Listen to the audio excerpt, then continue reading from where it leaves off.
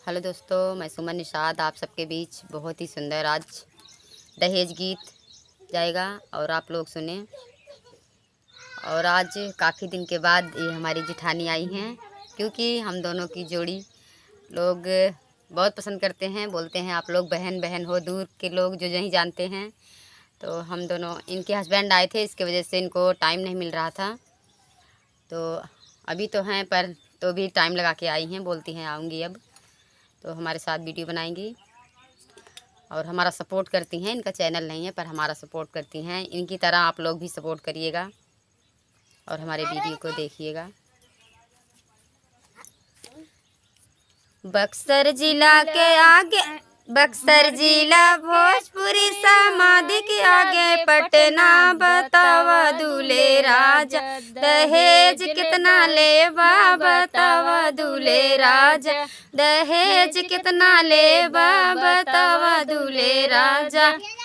Cycle लेबा घोड़ा लेबा, साइकिल लेबा घोड़ा लेबा, लेबा हीरो हंडा, दहेज कितना लेबा बतावा दूल्हे राजा, दहेज कितना लेबा बतावा दूल्हे राजा, दहेज कितना लेबा।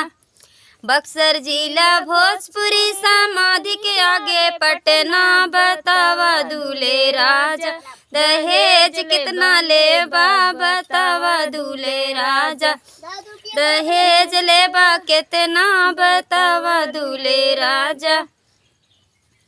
टीवी लेबा, पंखा लेबा, लेबा हीरो होंडा, टीवी लेबा, पंखा लेबा, लेबा हीरो होंडा, बतावा दूल्हे राजा, दहेज लेबा कितना बतावा दूल्हे राजा, दहेज लेबा कितना।